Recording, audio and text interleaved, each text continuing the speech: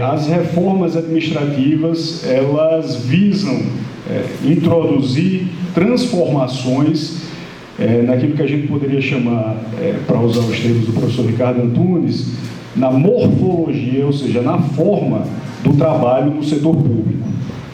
Seja nos modelos de gestão do trabalho, seja na organização dos cargos, nos requisitos para ingresso, nas formas de desenvolvimento profissional, nos princípios e diretrizes que regem os regimes jurídicos únicos e os planos de carreira, inclusive o PCCTA e assim por diante. Mesmo antes, viu, Wellington, da Constituição Federal de 88, outras reformas administrativas já foram implementadas aqui no Brasil. Nós poderíamos citar duas como exemplo, somente para nos atermos às reformas mais importantes ou mais paradigmáticas. A primeira delas é a criação, por Vargas, durante o Estado Novo, do Departamento Administrativo do Serviço Público, o chamado DASP, através do Decreto-Lei 579 de 1938. E esse decreto, ele implantou a obrigatoriedade do concurso público para ingresso nos cargos públicos de carreira, reorganizou os quadros de pessoal, tendo o sistema de mérito como pedra angular, previu pela primeira vez o estatuto para os funcionários civis, fixou padrões e especificações do material para uso nos serviços públicos e introduziu essa concepção que nós temos hoje do orçamento como um instrumento de planejamento da administração. Tudo isso foi criado lá no governo Vargas. E aí, uma outra grande reforma administrativa que nós tivemos veio através do Decreto-Lei número 200, do ano de 1967, que foi promulgado por Castelo Branco no período da ditadura militar e que ainda hoje permanece em vigor. Esse decreto-lei, ele estabeleceu a estrutura e o funcionamento dos órgãos da administração que nós conhecemos hoje,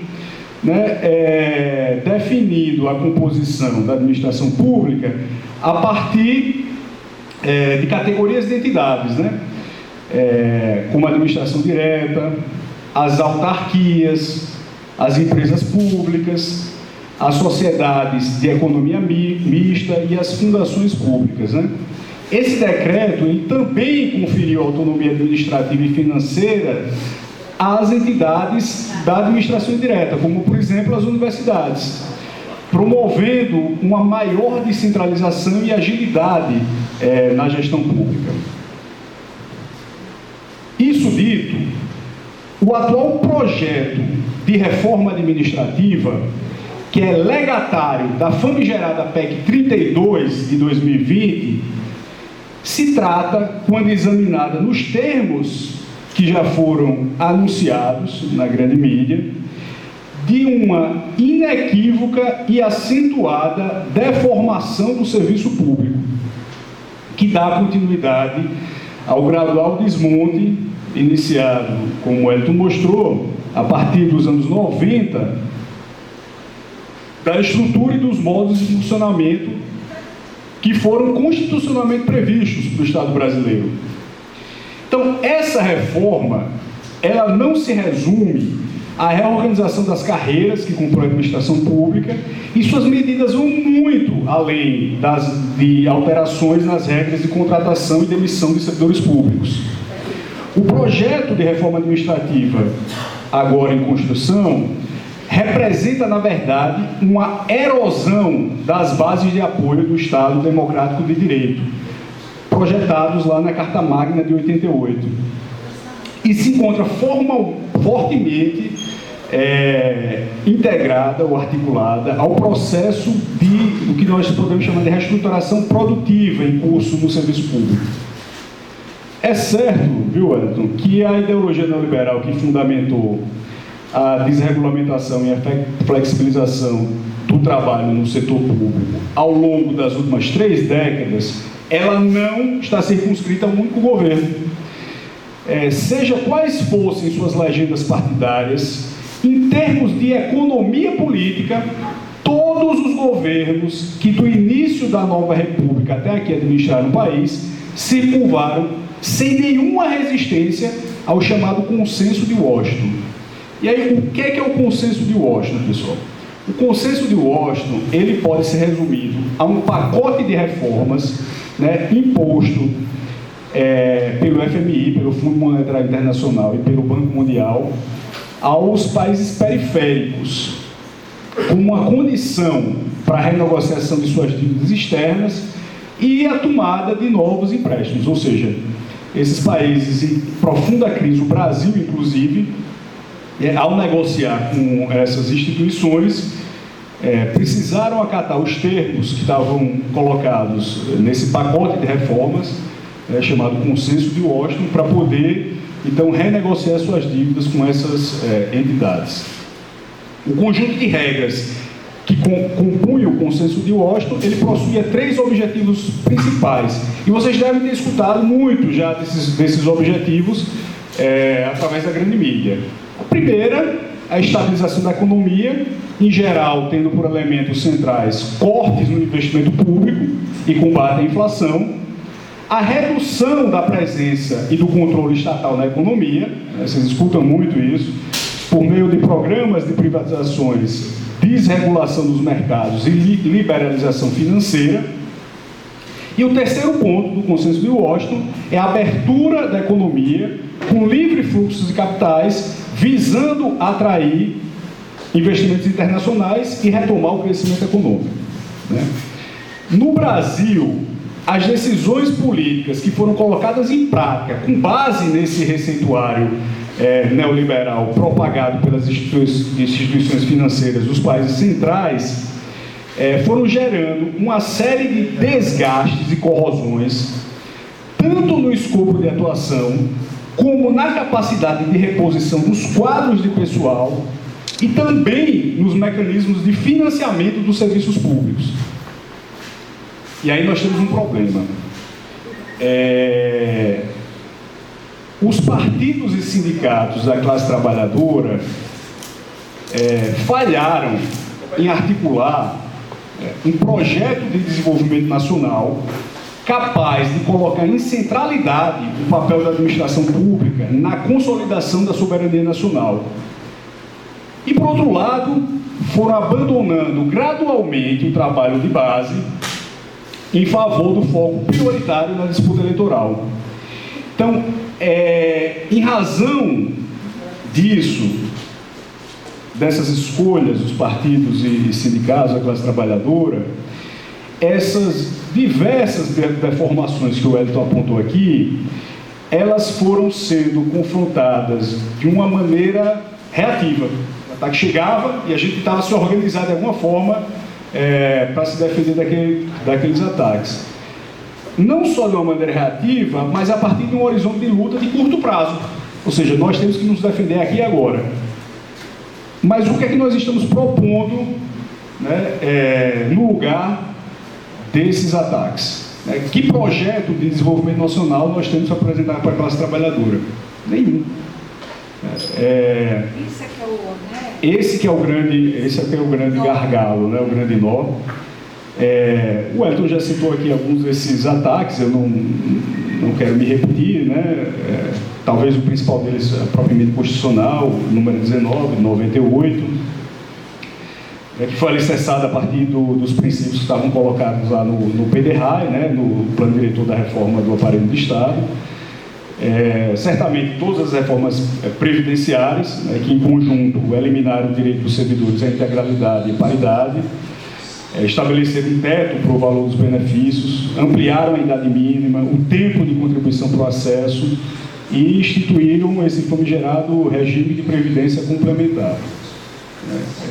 A esse respeito, viu, Edson, nós, militantes, né, da classe trabalhadora, nós pensamos os regimes de previdência como um direito universal, né, diferente do governo que pensa todos os governos, né, desde a nova república, que pensam esses regimes a partir de um cálculo atuarial. Ou seja, é preciso que esses regimes consigam se manter de maneira autônoma, né? É preciso que aquilo que ele arrecade seja igual, ao menos, àquilo que será pago, né? aos servidores e aos trabalhadores, como aposentadoria e benefício. Mas aí, Wellington, eu acho que a gente pode considerar também, tá, como uma reforma administrativa, ainda que em menor escala, a própria criação pelo governo federal da EBSER, da Empresa Brasileira de Serviços Hospitalares, né, que se deu por meio da aprovação da Lei 2550 de 2011.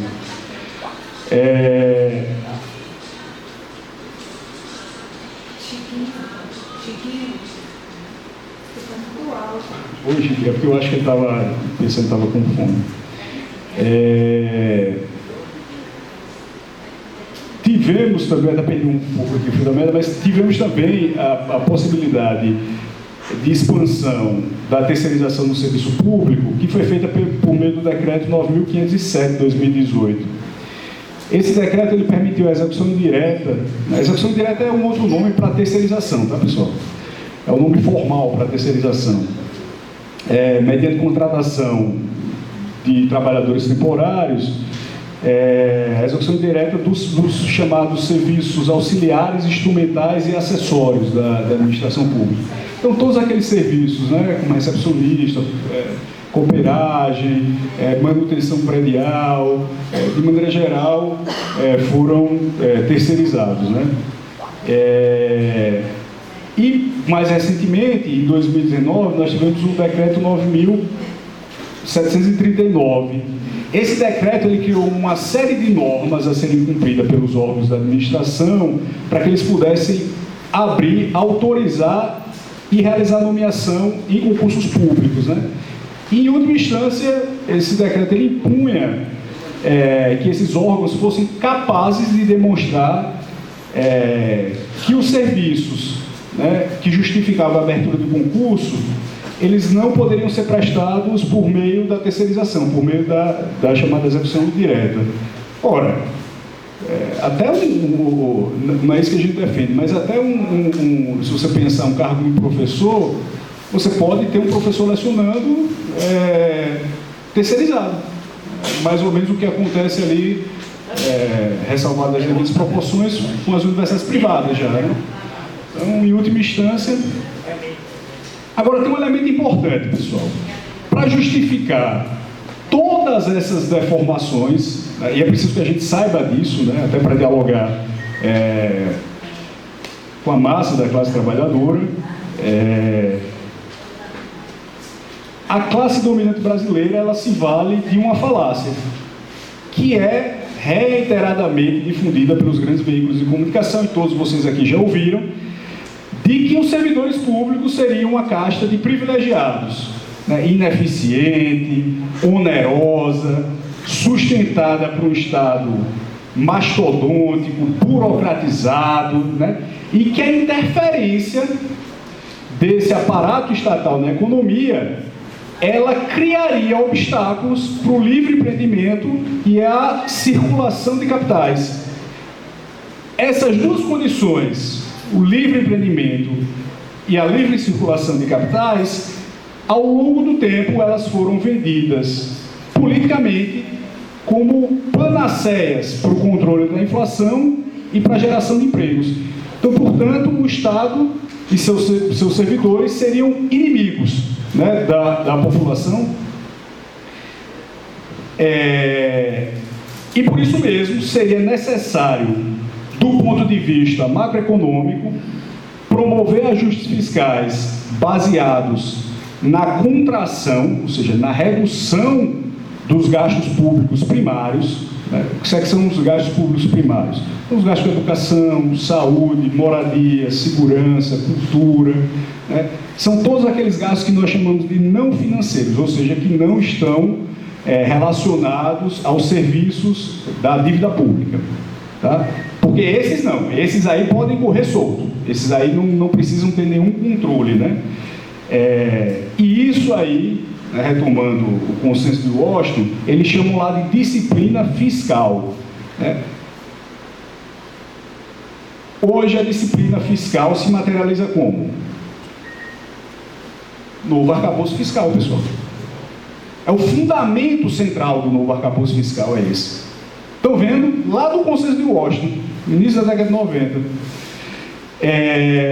E, por outro lado, seria necessário desregulamentar o controle sobre a atividade financeira, deixando que as taxas de juros passem a ser determinadas exclusivamente pelo mercado.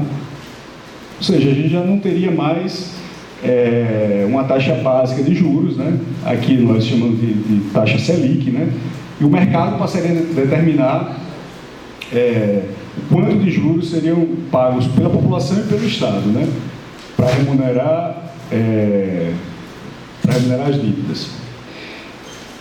Isso do ponto de vista macroeconômico. Do ponto de vista administrativo, seria preciso enxugar a máquina pública, preferencialmente transferindo o patrimônio público ou a gestão desse patrimônio para a iniciativa privada, né? Ou, isso não sendo possível, reduzindo o contingente de servidores a partir da flexibilização de suas garantias constitucionais. Então, esse é o plano. Segundo esse discurso, essas medidas que eu apontei aqui para vocês, elas deveriam ocorrer a partir do alinhamento do serviço público à lógica fiscalista, produtivista e mercantil da iniciativa privada, o que ignora a óbvia incompatibilidade dessa lógica aos propósitos e finalidades próprias ao serviço público. Ora, diferente de uma empresa privada, a razão de existência de uma instituição pública não é a maximização dos lucros a curto prazo. Nós também não podemos considerar como um privilégio estar amparado por uma legislação protetora do trabalho, possuir vínculos empregatícios estáveis, com remuneração digna e jornada de trabalhos regulares, que é o que ocorre ainda, né, com servidores. Então, o alinhamento proposto do serviço público à atual realidade na iniciativa privada, que está sendo proposta pelos defensores da reforma administrativa, nada mais é do que uma tentativa de reduzir os servidores públicos a meros prestadores de serviços, descartáveis, destituídos das garantias imprescindíveis para o cumprimento dos seus ofícios, submetidos às conveniências políticas desse ou daquele governo, dessa ou daquela gestão, né? E desprovidos de mecanismos concretos de auto-organização e luta política, né? O nivelamento objetivado, ele ocorre por baixo, ou seja, não se trata de ampliar os direitos e benefícios dos trabalhadores na iniciativa privada, mas de subtrair as garantias necessárias aos servidores para a adequada execução dos serviços. E aí eu vou mostrar para vocês, daqui a pouco, como esse discurso ele pode ser pernicioso, inclusive entre os servidores. Porque muitas vezes a gente passa a tratar direitos e garantias consolidadas como possíveis privilégios, né? E o governo se vale disso, o Congresso se vale disso. Nós tivemos uma discussão lá no FONASEF, né, só para abrir um parênteses aqui, porque essa também é uma das propostas que está colocadas lá no projeto de reforma administrativa, da extinção de férias acima de 30 dias. Da extinção de férias de 30 dias. E aí, por quê? Porque isso seria um privilégio. Aí eu perguntei, qual trabalhador não gostaria de gozar de 60 dias de férias? Para estar com seus familiares, cuidando da sua saúde, do lazer, da sua vida pessoal. Isso não é um privilégio, pessoal. Alguém aqui diria que os professores são privilegiados por terem 45 dias de férias? Não. Alguém aqui teria a pachorra de dizer aos colegas, aqui ó, um deles, que trabalha com raio-x, que tem 40 dias de férias, ou seja, 20 e 20 a cada semestre aquisitivo, é um privilégio? Não. Pois é. O governo acredita que sim. né? O que eu tentei demonstrar aqui para vocês é que, diferentemente do que é anunciado pelo grupo de trabalho sobre a reforma administrativa da Câmara dos Deputados, as medidas propostas pelo atual projeto, ela não tem qualquer relação, né, com o equilíbrio financeiro e atuarial do orçamento público ou com a qualidade dos serviços prestados, né? Porque se vocês abrirem lá a página do grupo de trabalho, vocês vão ver, né, podem acessar o plano de trabalho deles, que é uma peça publicitária, não é? E aí, o ponto central desse documento é uma diferenciação entre aquilo que a reforma vai tratar e aquilo que não vai tratar. Acho que vocês já devem ter visto isso. E aí eles dizem, olha, o que a reforma vai tratar? A reforma vai tratar da economia, revisão de recursos ou de custos e uma melhor alocação de recursos, né? Ou vai tratar da melhoria na eficiência do serviço prestado. Isso tudo é uma grande mentira, né? Em verdade, essa reforma administrativa, ela faz parte de uma estratégia de desmonte dos serviços públicos, né, para que os direitos sociais garantidos à população pela Constituição possam ser, então, mercantilizados, né, possam ser vendidos como um produto. Ou seja, essa reforma administrativa, ela serve, em última instância, aos interesses de uma classe dominante, parasitária, como vimos agora, profundamente entreguista, descompromissada com o desenvolvimento nacional, que está esperando lucrar com essa transferência das funções estatais e do patrimônio público para a iniciativa privada, né? E aí, para concluir essa fala, nós já observamos até aqui que esse processo de transferência dos serviços públicos para a iniciativa privada, ele é, na maior parte das vezes, operado sem consulta popular. Nenhum de nós somos consultados se esse serviço deve ser ou não privatizado, sem avaliações de impacto, sem critérios claros e sem contrapartidas para o interesse público. Em diversos estados, a experiência com as chamadas OS, né, que são as organizações sociais, muitas das quais cercadas de irregularidades e vultosos desvios financeiros já comprovados, vêm se mostrando pouco eficientes, com elevado custo ao erário, pouca ou nenhuma transparência no uso dos recursos públicos e oferecendo um serviço de baixíssima qualidade para a população, né? Nós estamos vendo agora o exemplo mais recente da privatização do metrô de Recife. Também acompanhamos a privatização do serviço de águas e esgotos de São Paulo. Tivemos também a privatização da Coelce, também no Ceará. E, mais recentemente, né, da própria Eletrobras, né? A direção nacional, ela solicitou à Comissão Nacional de Supervisão de Carreira uma análise preliminar sobre os principais pontos da reforma administrativa, ou aqueles que já foram tornados públicos através dos grandes veículos de comunicação, e como essas medidas elas iriam afetar o nosso plano de carreira, né?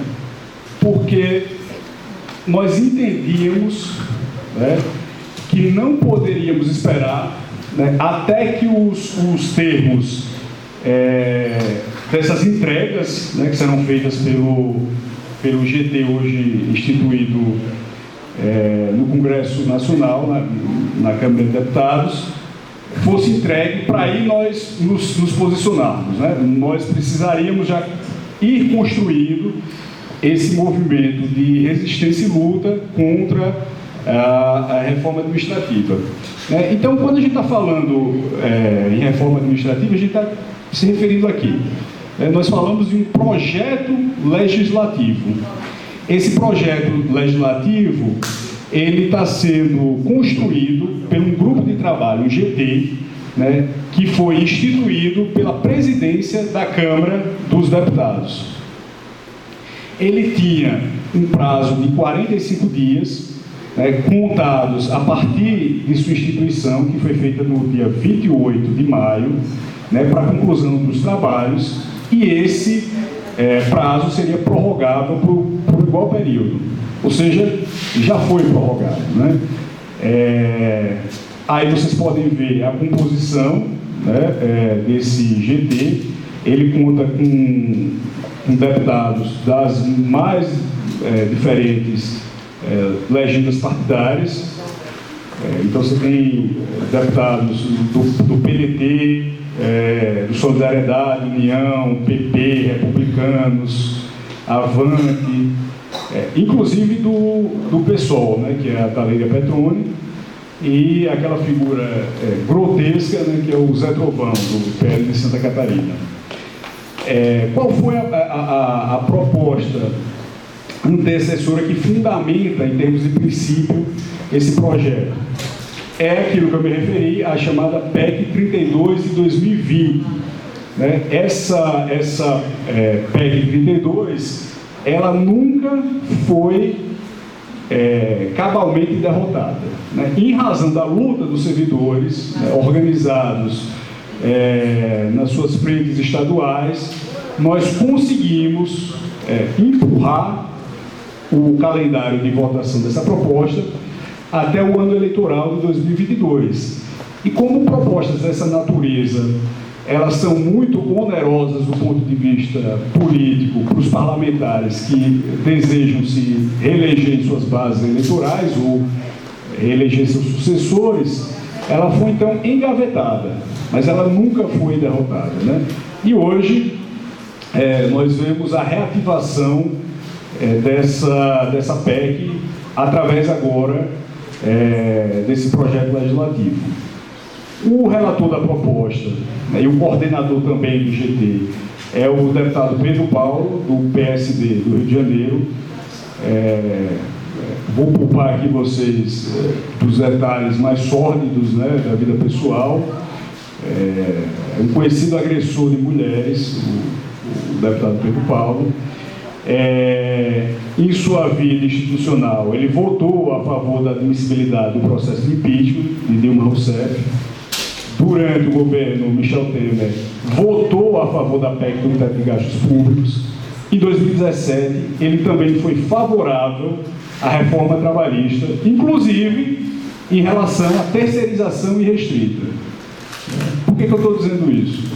Eu pergunto, pessoal, a vocês, um camarada como esse, ele está do nosso lado? A preocupação dele com esse histórico de votação é melhorar a eficiência dos serviços públicos? É claro que não, pessoal? Então, assim, qual o escopo desse projeto? Ele contém 70 medidas que estão distribuídas em 5 eixos. O primeiro eixo trata de estratégia, o segundo, admissão, o terceiro, desenvolvimento na carreira, o quarto, olha só, capacidade e velocidade da entrega, e o quinto, governança e implementação. E aí, qual vai ser o produto esperado desse GT? São 3, tá? O primeiro deles é uma proposta de emenda à Constituição, chamada PEC. A PEC, para ser votada, ela não pode ser votada com maioria simples, e ela precisa ser apreciada em 2 turnos de votação. Se nós tivermos tempo, a gente pode discutir, muito possivelmente que aspectos constitucionais vão precisar ser modificados para que essas alterações propostas possam ser regulamentadas, um projeto de lei complementar, uma PLP, e um projeto de lei ordinária, uma PL, que requerem uma maioria simples de votos em um único turno. A apresentação dessas entregas, ela estava prevista para 7 de julho de 2025, originalmente. Veja só, e ela ainda não foi concluída, ou ao menos não foi tornada pública. Essa demora nós avaliamos que não é somente por incompetência desse GT, mas é uma estratégia política deliberada, tá? Que permite com que esses parlamentares possam, de um lado, ter um termômetro, ou seja, sentir a temperatura da resistência que os servidores estão produzindo a essas propostas, né? E um segundo elemento é que, enquanto ela não é apresentada, né, permite que esses parlamentares possam ir construindo alianças, né, angariando votos, apoio para a aprovação dessa proposta, tá, de reforma administrativa. Então, não é uma demora que se dá por simples incompetência. E muito provavelmente o que vai acontecer é que, quando os termos, de maneira mais clara, detalhada, precisa, forem apresentados, forem tornados públicos, essa votação ela vai ocorrer de maneira muito célere, né? Talvez, inclusive em regime de tramitação de urgência, tá? Então, a gente precisa estar se organizando a partir desse momento, né, para não sermos pegos despreparados no momento que ela for apresentada. E aí, uma outra coisa interessante é o campo de aplicação desse projeto. Eles chamam de... é um projeto 3x3, né? O que é um projeto 3x3? Ele vai afetar as 3 esferas de governo, né, e os 3 poderes. Então, 3x3. É o poder legislativo, executivo e judiciário, nas esferas federais, estaduais e municipais. Mas aqui nós vamos limitar o nosso foco à esfera federal e, em específico, à carreira do PCCetário. Então, nesse quadro, na primeira coluna, vocês vão ver a dimensão que vai ser modificada, tá, do nosso PCCetário.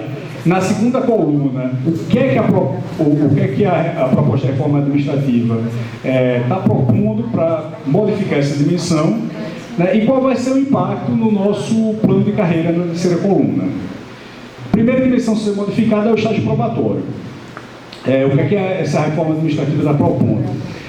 A exigência de avaliação de desempenho durante o estágio probatório, sem garantia de estabilidade e até aprovação. Então, hoje, nossos servidores de estágio probatório, quando eles entram em exercício na carreira, estão sujeitos a esse período avaliativo de 36 meses, né? Durante esse período, a aptidão e capacidade desses servidores são objetos de avaliação para o desempenho do cargo, e ele somente passa a ser considerado estável se aprovado nesse estágio probatório. Isso está lá no artigo 20 do regime jurídico único, né? Combinado com o artigo 41 da Constituição.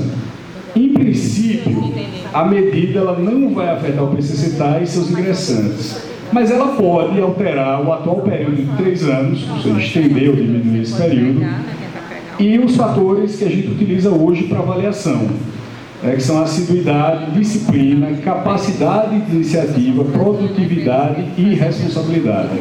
Ela pode inserir novos fatores de avaliação. Nós entendemos que o estágio probatório é um momento muito particular da vida do servidor, onde ele ainda está aprendendo os ossos do ofício, por assim dizer, né? Por isso mesmo nós temos fichas de acompanhamento e tutoria desse servidor em estágio probatório.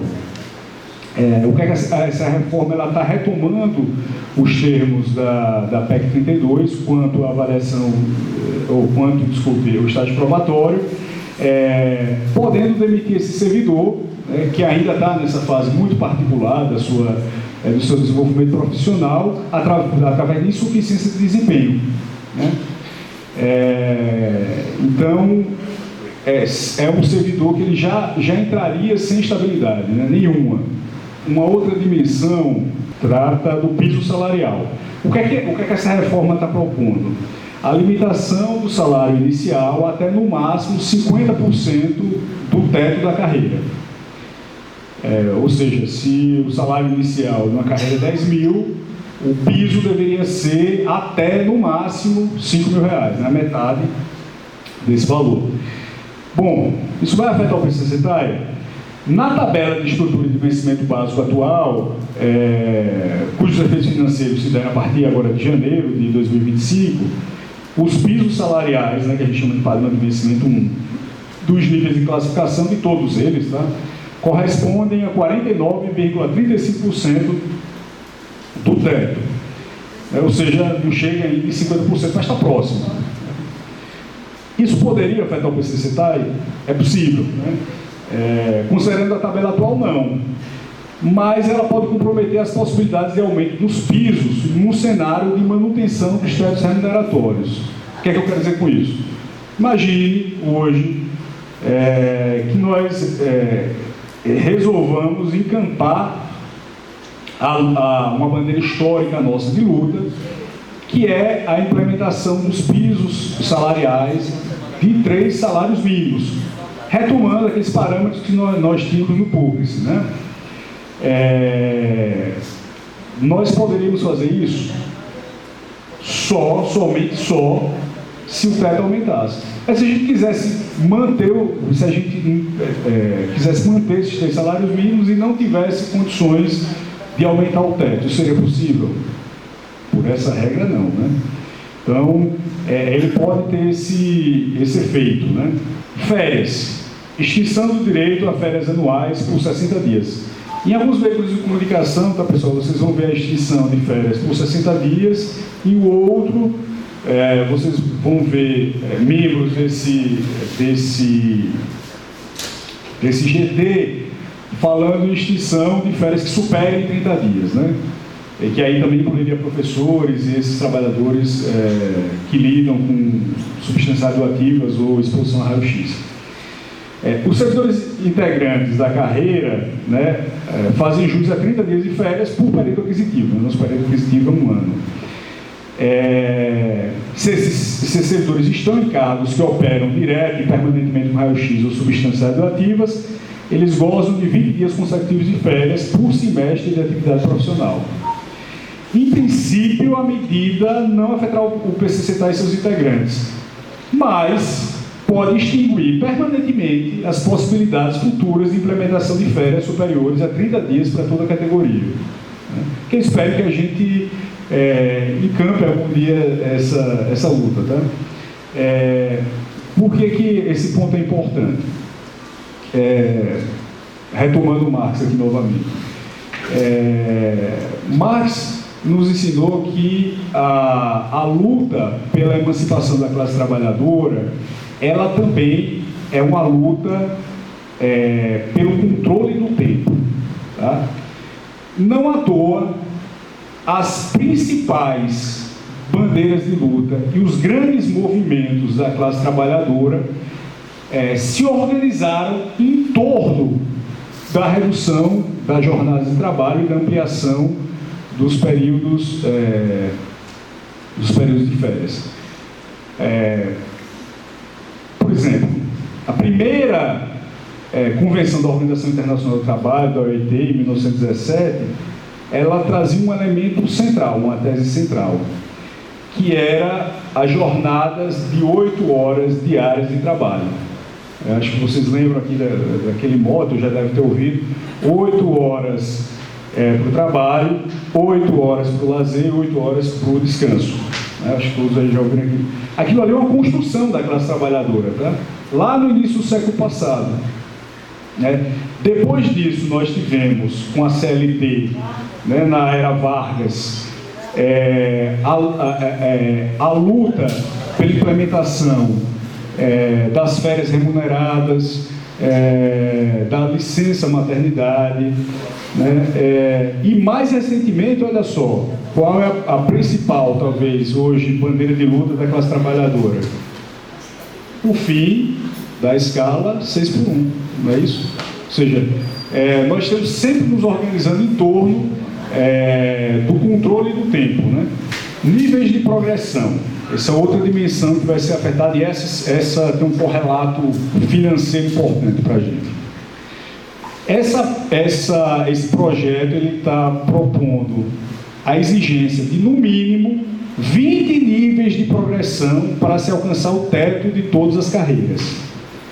A nossa carreira, o PCCETAI, ela conta com 19 padrões de vencimento e 18 níveis de progressão. Essa progressão, agora, elas ocorrem de duas formas. A primeira delas, a cada 12 meses, é o ciclo anual de avaliação, cada 12 meses de efetivo exercício, mediante a obtenção de resultado fixado em programa de avaliação de desempenho. E uma segunda forma, foi a conversão da chamada progressão por capacitação em aceleração da progressão por capacitação. Ou seja, a cada quinquênio, a cada 5 anos de efetivo exercício, se o servidor possui a carga horária necessária, em atividades ou em ações de desenvolvimento, ele pode pular ou acelerar um step. Bom, essa medida, eu coloquei que poderá, mas se ela for implementada, ela vai afetar o PCCETAI e seus integrantes de 3 maneiras interligadas. A primeira delas, vai diminuir o valor percentual de cada step por padrão de vencimento. Hoje, nosso step é de 4%, em 2026 vai ser de 4,1%. Tá? Step é aquele valor adicional composto que nós recebemos quando passamos de um padrão de vencimento para o outro, um degrau para o outro da nossa carreira. Aí o que é que eu estou dizendo? Se nós temos 18 e vamos ampliar para 20, sem mexer no teto e no piso, significa o quê? Que esses 4 em 2026, 4,1, vão precisar ser diluídos em 20 agora, tá? Então, cada step vai ser reduzido. Isso significa também que o tempo necessário para se alcançar o topo da carreira vai se ampliar. Hoje, para a gente alcançar o topo da carreira, nós precisamos de pelo menos 18 anos, se a gente desconsidera a aceleração, e se a gente considera a possibilidade de 3 acelerações, que o servidor faça 3 acelerações, ele chegaria ao topo da carreira em 15 anos. O Wellington trouxe aqui, não sei se vocês lembram, a questão das reformas previdenciárias, O cálculo hoje utilizado para os servidores que ingressaram no serviço público depois das últimas 2 reformas, é 60% da média dos salários e contribuições. Então você vai somar todos os valores que você contribuiu desde lá do início da sua carreira, quando você estava ganhando muito pouco, até o final da sua carreira, vai dividir pelo número de meses, ou seja, vai fazer a média. Aí vai receber essa média, pessoal? Não. Vai receber 60% dela. Podendo, a cada ano que o servidor passa em exercício, depois de 20 anos de contribuição, aumentar essa média 2%. Então, se ele trabalha 21, vai para 62%, se ele trabalha 22 anos, contribui 22 anos, aumenta para 64% e assim por diante. De tal maneira que, para receber 100% dessa média, o servidor vai precisar trabalhar e contribuir por pelo menos 40 anos. Pelo menos 40 anos. Para receber 100% da média. Tá? Isso num país onde a expectativa média de vida é 75 anos de idade. O que eu estou dizendo com isso, pessoal? Que muito provavelmente nós aqui, que entramos depois dessas reformas, ingressamos depois dessa reforma do serviço público, que perdemos o direito à paridade e integralidade, vamos morrer trabalhando. Uma forma que a gente encontrou nesse processo de greve, de reestruturação da carreira, para minorar os efeitos negativos dessa reforma administrativa, foi de chegar mais rápido ao teto da carreira. Por quê? Porque eu vou passar mais tempo contribuindo com salários, contribuição maior. Ou seja, minha média vai ser elevada, né? E agora o que é que vai acontecer? Eu vou passar mais tempo para chegar ao topo dessa carreira, porque eu vou ter mais níveis de progressão a fazer. Ou seja, em vez de chegar nos 18, se a gente não fizer nenhuma aceleração, só vou chegar nos 21. E se eu fizer aceleração, em vez de chegar no topo da carreira com 15 anos, só vou poder chegar com 18. Ele vai acrescentar mais 3 anos para a gente chegar ao topo da carreira, essa medida. E isso significa, é o terceiro ponto, que vai reduzir os proventos de aposentadoria pela redução do salário, da média dos salários de contribuição, né? Eu vou passar mais tempo contribuindo com menos. A minha média diminui e minha aposentadoria, aquilo que eu vou receber ao final, também vai ser reduzido. Ou seja, é uma medida muito simples, né? Mas que, se a gente não presta atenção, ela tem efeitos desastrosos para a nossa carreira. Uma outra questão importante é a avaliação de desempenho e a penalidade expulsiva. A penalidade capital no direito administrativo. O que é que essa reforma está propondo? O estabelecimento em lei federal do chamado SIDEC, que é o Sistema de Desenvolvimento da Carreira. Esse sistema ele vai ser concebido pelo MGI, e o MGI apoia, tá, essa medida, com o propósito de definir critérios unificados para avaliação de desempenho dos servidores. Como é que isso vai afetar o PCCETAI? Hoje, os servidores administrativos estáveis, eles só podem perder o cargo de 3 formas. Em virtude de sentenças judiciais transitadas e julgadas, tá?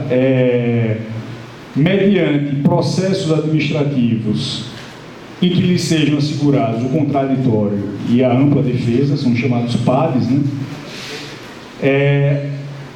Ou mediante procedimento de avaliação periódica de desempenho.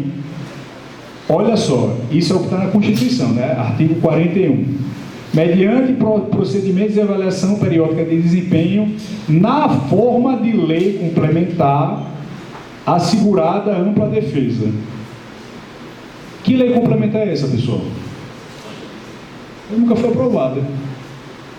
Então, na prática, o servidor ele só pode ser, ainda que na teoria ou com princípio esteja colocado essa possibilidade de demissão por insuficiência de desempenho, ele só pode ser demitido ou por sentença judicial, transitada e julgada, ou mediante processo administrativo disciplinar.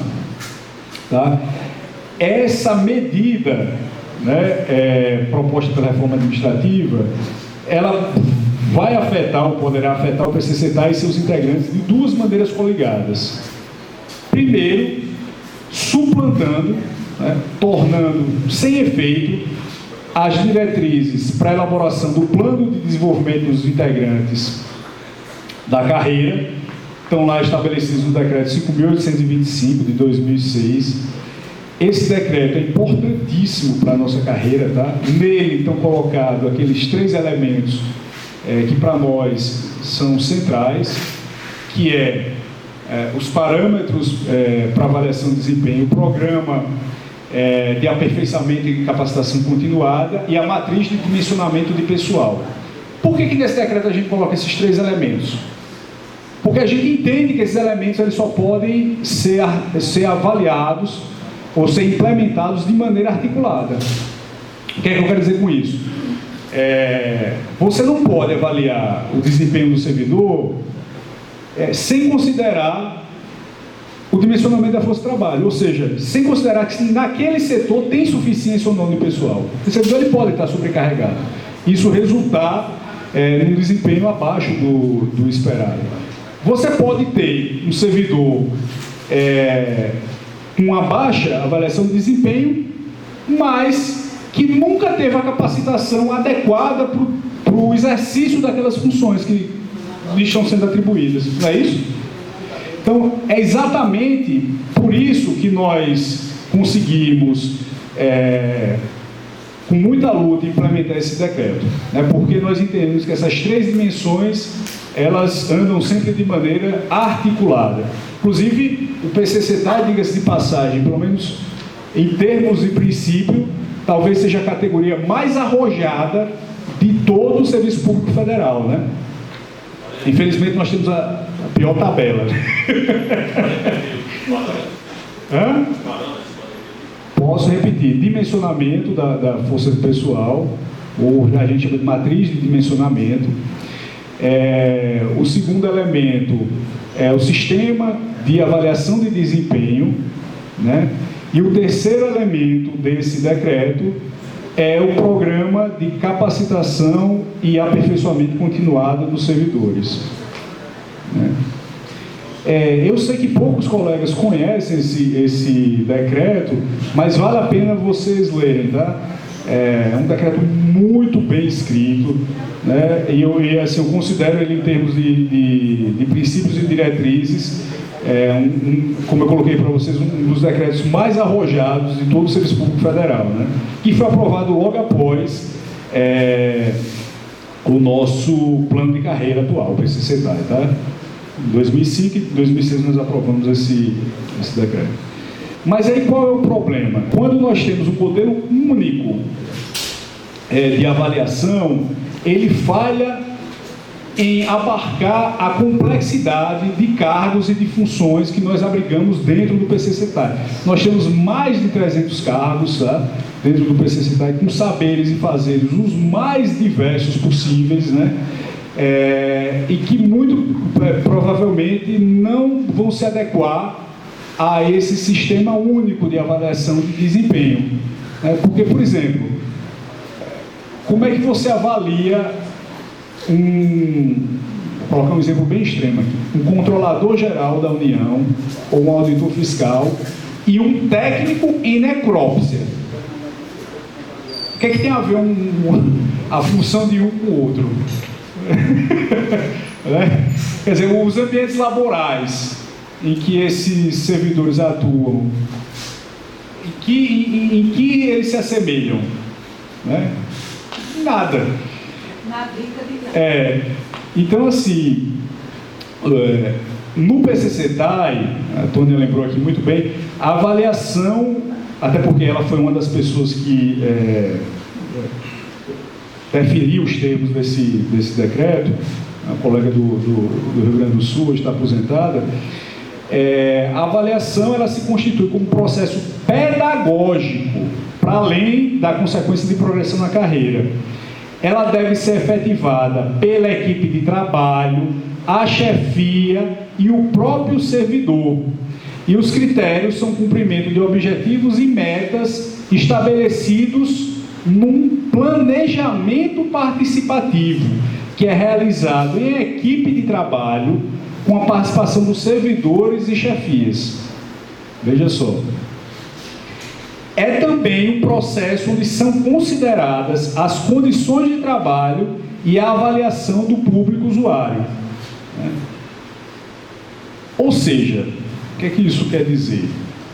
Que se nós regulamentarmos essa possibilidade de demissão por insuficiência de desempenho, na ausência de diretrizes, das diretrizes dos princípios que estão lá no nosso decreto, nós podemos ter uma demissão, né, que não leve em consideração a suficiência de pessoal nas equipes, o planejamento institucional e as condições organizacionais para a realização dos processos de trabalho, a estrutura material e tecnológica dos ambientes laborais, ou seja, aquele servidor, ele tem mesmo os materiais necessários para o cumprimento das suas funções, né? Ele tem o computador, ele tem os materiais cirúrgicos esterilizados, né? Isso está afetando ou não o desempenho dele? Um outro elemento importante que deve ser levado em consideração é a faixa etária e a saúde ocupacional dos servidores. Se isso não for levado em consideração, eu posso ter, por exemplo, uma avaliação unificada que tome servidores de diferentes idades, que avalie servidores de diferentes idades pelos mesmos critérios. Eu não posso esperar que um servidor, um colega com 65 anos de idade e um colega que está entrando agora com 20 tenham o mesmo desempenho. A gente sabe que isso não ocorre. Ou que um colega que esteja passando por uma situação de adoecimento, por exemplo, uma depressão, uma crise de ansiedade, ele performe, ou seja, ele tenha o mesmo desempenho de que um colega que não está passando por esse mesmo episódio de sofrimento psíquico.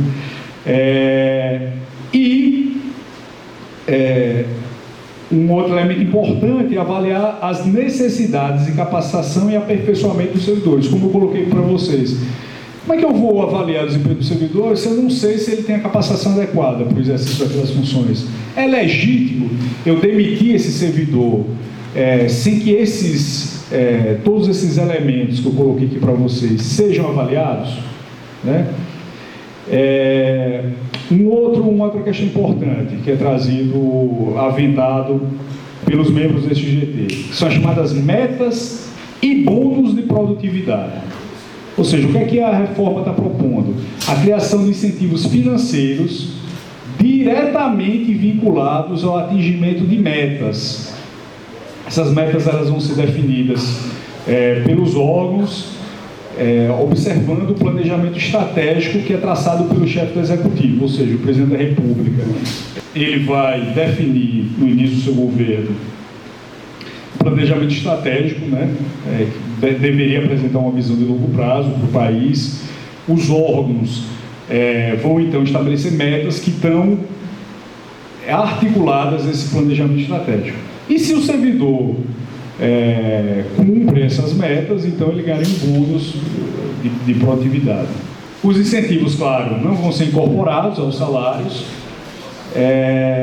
e a avaliação de desempenho ela não vai poder ser utilizada para balizar a concessão desses bônus. Esse bônus, para ser concedido, ele vai precisar seguir as regras da Lei de Responsabilidade Fiscal e de despesa de pessoal.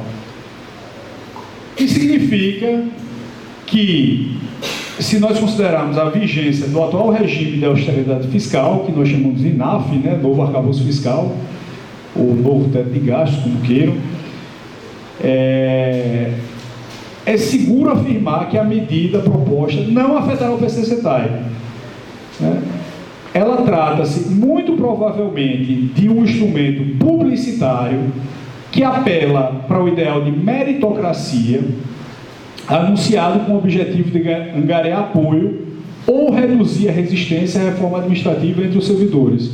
Porque, ora, se eu estou dizendo, para conceder esse bônus, eu vou precisar cumprir as leis de responsabilidade fiscal, ou seja, que o governo ele não vai poder gastar mais do que ele arrecada. E se eu tenho um teto de gastos colocado em funcionamento com o novo arcabouço fiscal, como é que eu vou poder implementar esse bônus? Ele nunca vai ser implementado.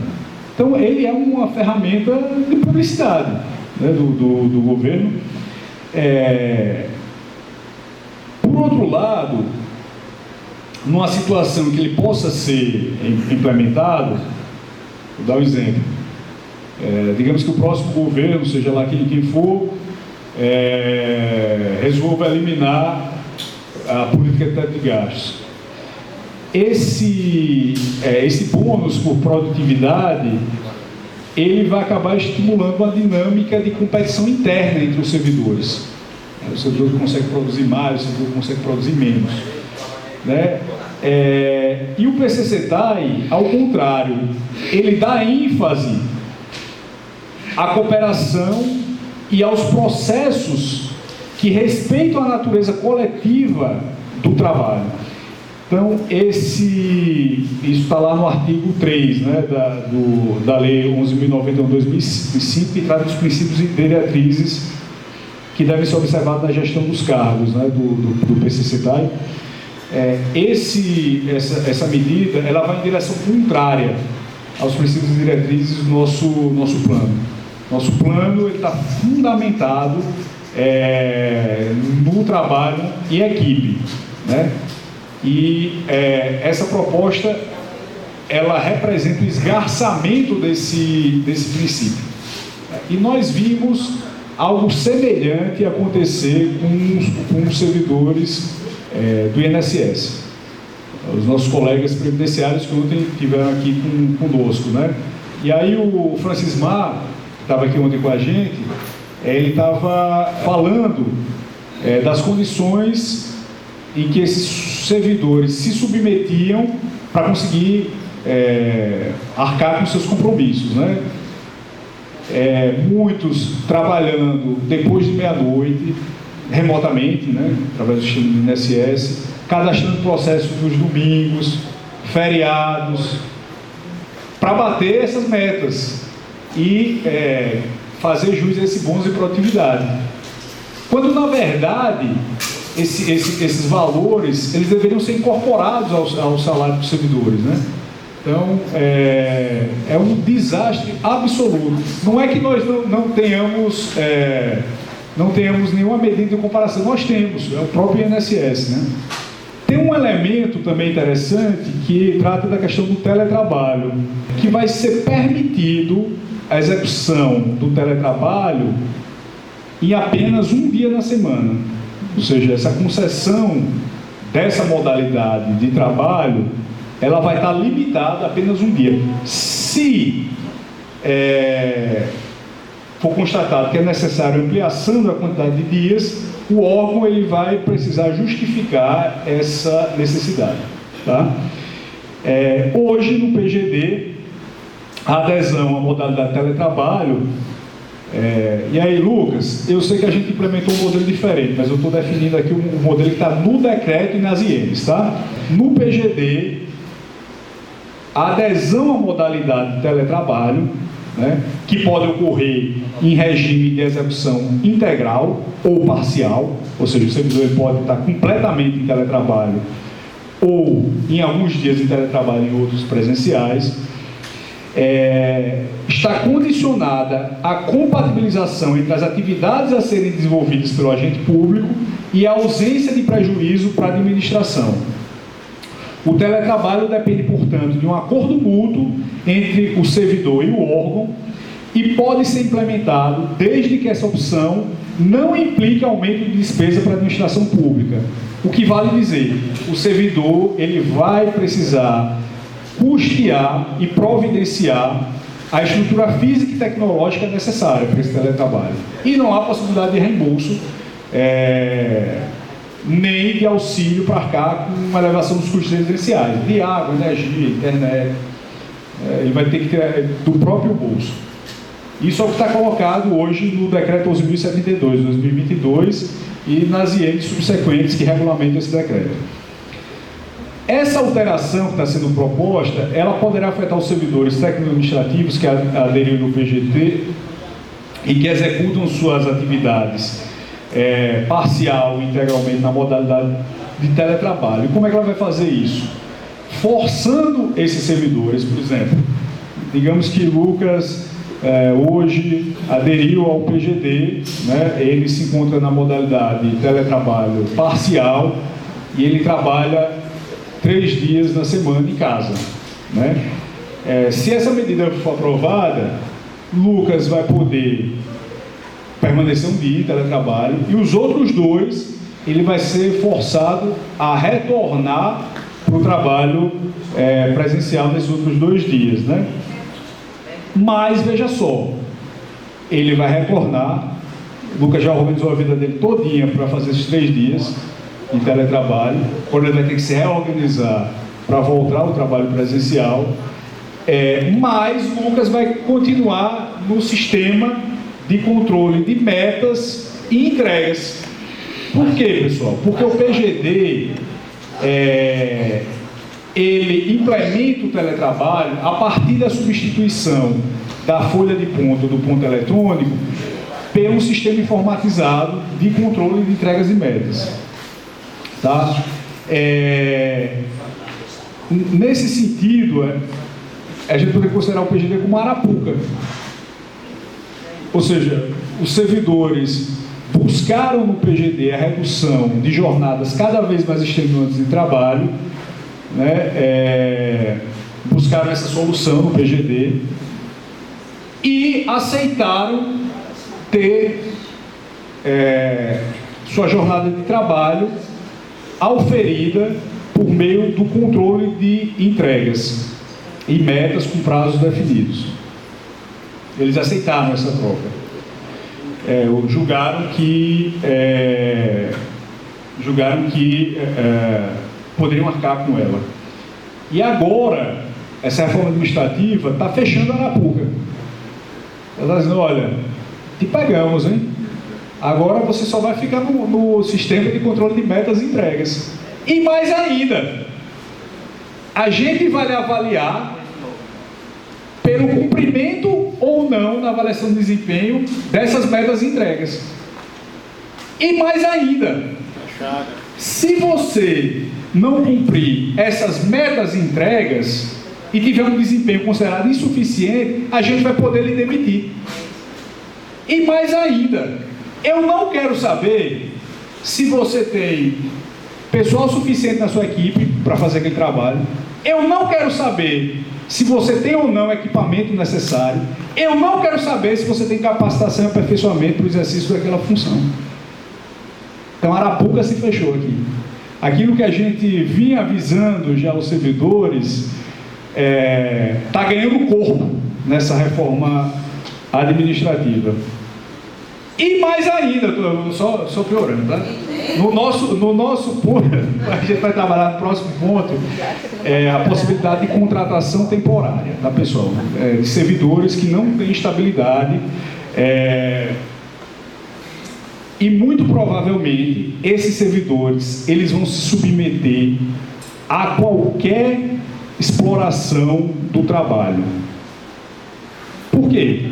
Porque eles vão querer renovar seus contratos.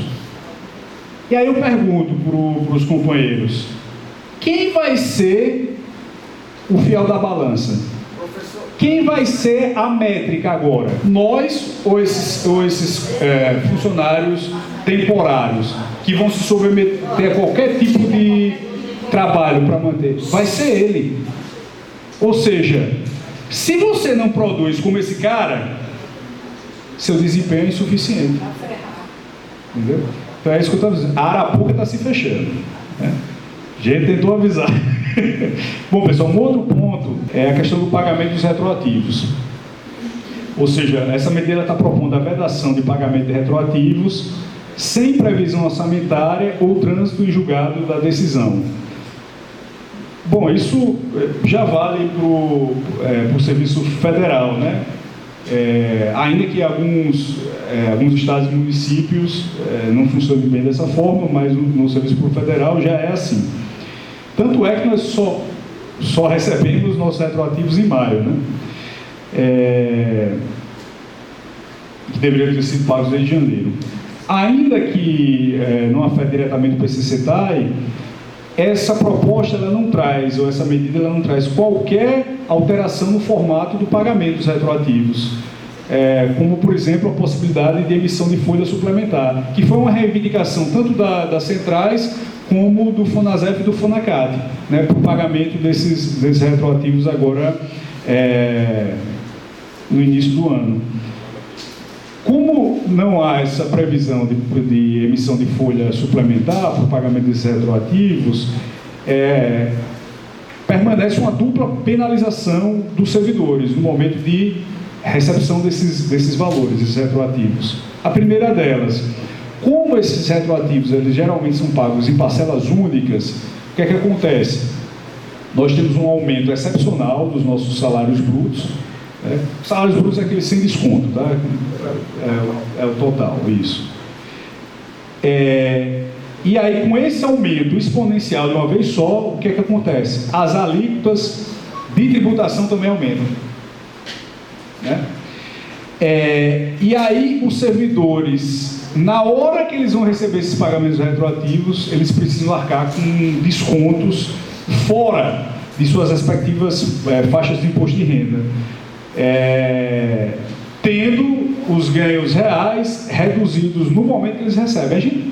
viu isso acontecendo aqui, avisou inclusive que isso ia acontecer nos retroativos. Nós perdemos parte desses retroativos. No momento que eles foram pagos, nossos salários brutos foram elevados lá no nosso contra-cheque, e aí o leão, mordeu um pedaço maior. E a segunda, que é um elemento que pouca gente vota, mas que esses retroativos eles não foram corrigidos pela inflação, que foi acumulada desde janeiro, fevereiro, março, abril. Como eles não foram corrigidos pela inflação, o que é que aconteceu? Quando nós recebemos, nós tínhamos perdido o poder de compra, ou a amortização, a capacidade de amortização das nossas dívidas, né? Por quê, pessoal? Porque R$100 agora em janeiro, ele não compra a mesma coisa que R$100 em fevereiro, e não compra a mesma coisa em abril, compra menos ainda em maio. Então, se eu não corrijo esses retroativos pela inflação, eu estou só perdendo poder de compra. Ou então, os colegas aqui que, por exemplo, têm uma dívida com o banco para adquirir seus imóveis, poderiam já amortizar em janeiro essa dívida com esse pagamento dos retroativos, mas não. Isso aí foi se estendendo, prolongando para março, abril, maio, né? E assim, essa medida que é colocada pela reforma administrativa não afeta nenhuma dessas duas dimensões. E aí nós vamos para o último ponto, que aí sim, trata da questão dos vínculos funcionais. O que é que essa reforma está propondo? A regulamentação de vínculos de trabalhos temporários estabelecidos a partir de contratações de caráter extraordinário. Não vai ser caráter extraordinário, tá, pessoal? Já vou colocar para vocês, com um tempo máximo de 5 anos. Haverá exigência de regra de processo seletivo, não precisa ser concurso público, tá? Você pode ter um processo seletivo simplificado. É o que ocorre, por exemplo, com os professores substitutos. E quarentena de 12 meses para recontratação. Esse talvez seja o único ponto bom, né? Porque essa quarentena evita que o que já acontece com alguns professores da rede estadual e municipal, né? Professores temporários, o cara seja demitido em dezembro e aí recontratado novamente em janeiro, em fevereiro, quando começam as aulas, e aí uma série de obrigações trabalhistas não são cumpridas com esses professores. A medida proposta, ela poderá afetar o PCCetá e seus integrantes através de 3 grandes vias, tá, pessoal? Possibilitando a reposição das vacâncias, seja as vacâncias que a gente tem atualmente, seja as vacâncias que vão ser geradas, né? E aí, vacância ocorre quando, pessoal? Quando o servidor ele é demitido, quando o servidor ele pede exoneração, quando o servidor falece, quando o servidor se aposenta, ou quando o servidor assume um outro concurso público é inacumulável. Essas são as hipóteses de vacância, tá? Então, essa medida vai possibilitar a reposição das vacâncias no quadro de pessoal permanente por meio de trabalhadores, que são esses vínculos temporários, sem estabilidade, sem perspectiva de carreira, destituído das garantias necessárias para adequada execução dos serviços, submetidos às conveniências políticas da gestão e desprovidos de um horizonte duradouro de auto-organização e luta sindical no interior das IFES. Bom, se eu posso ser demitido a qualquer tempo, por que diabos eu vou me organizar no sindicato? Se eu não tenho um plano de carreira, e se eu preciso manter esse contrato temporário, eu não vou me submeter às conveniências políticas de uma gestão ou de outra? Eu vou precisar me submeter. Eu preciso pagar minhas contas, né? Mas ao mesmo tempo eu não tenho perspectiva de carreira nenhuma, né? Por que eu vou lutar dentro dos sindicatos se eu posso ser demitido, né? Ou seja, e o segundo ponto é exatamente esse: é o comprometimento da força política e da capacidade de financiamento a longo prazo dos sindicatos pela gradual substituição de suas bases perenes de representação. As bases perenes somos nós, passamos toda a nossa vida laboral, ou a maior parte dela, em carreiras com uma perspectiva de permanecermos nessa carreira. E é por isso que nós nos organizamos sindicalmente para lutar por melhorias. nessa carreira. Mas se você tem um servidor temporário que está destituído de todas essas garantias, por que raios ele ia ingressar no sindicato? Ou seja, conforme nossos servidores vão falecendo, vão sendo exonerados, demitidos, nós não vamos mais ser capazes de restituir esses colegas dentro da base do sindicato. E aí, isso não sendo possível, o que é que vai acontecer com as nossas receitas? Elas vão minguar cada vez mais. Nossas receitas minguando e reduzindo, isso tem um efeito cascata nas centrais e nas federações, porque as centrais e federações, elas se mantêm financeiramente pelo repasse dessas entidades de base, o repasse financeiro, né? E se eu estou dizendo que as federações e as centrais vão ter seus recursos exauridos, eu estou perdendo o principal instrumento de luta da categoria, né, ao longo do tempo, gradualmente. E o último ponto, aí entra novamente na questão do regime, os regimes próprios de previdência. A contratação, a reposição dos nossos servidores através de contratações temporárias vai ampliar o déficit que já existe, déficit atuarial, no regime próprio de previdência, já que esses trabalhadores admitidos por meio de contratações temporárias não vão contribuir com o custeio do fundo, ou seja, eles vão contribuir com o regime geral do INSS. E aqui o regime próprio, né, que dependia das contribuições dos servidores estáveis para se manter, como é que vai ficar? Hoje, esse regime ele já é profundamente deficitário do ponto de vista atuarial. É necessário cerca de 4 servidores ativos para manter os colegas que estão aqui aposentados, tá? Esse número, essa proporção, ela está sendo reduzida ano a ano, né? De forma que nós que ainda não nos aposentamos, podemos enfrentar muitas dificuldades lá na frente. Por quê? Porque o regime próprio ele está sustentado sobre um princípio fundamental. Que princípio é esse? O que a gente chama de solidariedade intergeracional. Que é o quê? Olha, eu agora que estou na ativa, que tenho capacidade laboral, vou contribuir para que os colegas que já não dispõem dessa capacidade laboral, né, possam se manter e viver dignamente através de suas aposentadorias. E espero que quando for minha vez, os servidores que virão vão fazer o mesmo por mim. Mas se eu tenho um número de servidores cada vez menor e agora sendo substituídos por contratos temporários, como é que fica a nossa situação? Né? Então, de maneira geral, pessoal, são esses os impactos que vão afetar o nosso plano de carreira. Quando os termos forem anunciados, nós vamos detalhar e aprofundar essa crítica ponto a ponto, tá? Trazer novamente aqui para vocês. Eu já deixo a sugestão aqui para vocês, nós organizamos uma continuação desse seminário, tá? Onde a gente possa responder algumas perguntas fundamentais, até para dialogar com a população. Veja, que perguntas fundamentais são essas? Primeiro, o serviço público, ele é menos eficiente do que a iniciativa privada? Essa é uma pergunta que a gente precisa demonstrar, né, através de dados.